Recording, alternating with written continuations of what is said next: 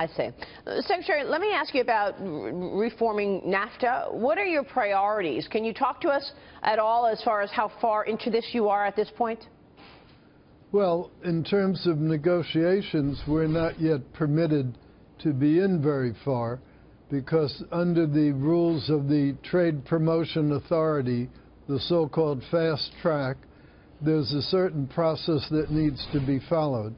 And the key ingredient to that is the so-called 90-day letter, which we sent to the Congress in mid-May. So mid-August is when negotiations can go into the next phase. And 30 days before the middle of August, namely mid-July, we have to discuss with the congressional committees a much more precise set of negotiating principles than we had discussed with them so far. And is there one overriding principle that you want to make sure is present in any redo of NAFTA? Well, there are a couple of components to it. NAFTA is an ancient agreement. It's really the first of the big trade agreements that the U.S. made, and therefore it's a bit obsolete. It doesn't address the digital economy at all. In fact, there really wasn't a digital economy back then.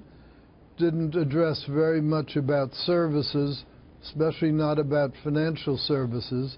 And as you know, services, part of our economy, both domestically and in terms of exports, have become very, very important. It also didn't talk about natural resources. And Mexico now has opened up quite a bit the exploitation of its oil and gas reserves. So there are a lot of chapter headings that really weren't even present in a meaningful way in the old agreement. I see. Then there are parts of it that, with the passage of time and the change in technology, became obsolete. For example, in automotive, they limited the percentage content in a car that could come in from outside NAFTA and yet be accorded the favorable tariff treatment under NAFTA. Well, many of those parts are no longer even used in automobiles, so that was not, in nowadays terms, a very useful provision. So that needs to be changed.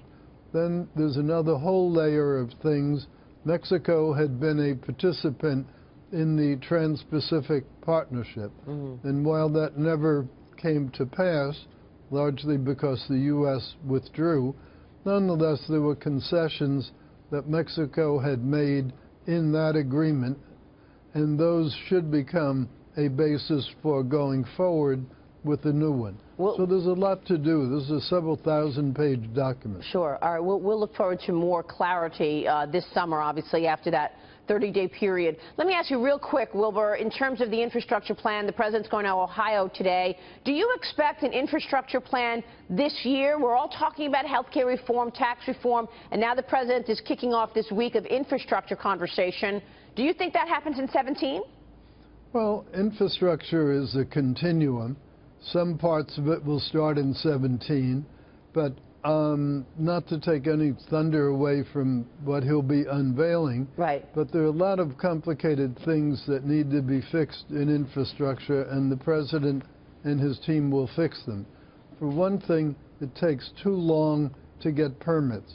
It can often take 8 years, 10 years to get the permits to do an infrastructure project. He's determined to reduce that time period considerably, because anything you can do to shorten that time period will pull forward the infrastructure expenditures and therefore infrastructure's positive effect on our economy. Sure. That makes a lot of sense. And you've mentioned that. Sometimes things can take 10, 15 years just to get the permit. And from idea to actually execution, you're talking about 15, 20 years. It's hard to get a private company involved or interested in something like that when they know it's not going to happen for a long time. Well, exactly. Yeah. Secretary Ross, it's good to see you. Thank you so much. Thanks, Maria. We'll see you soon. Wilbur Ross joining us there.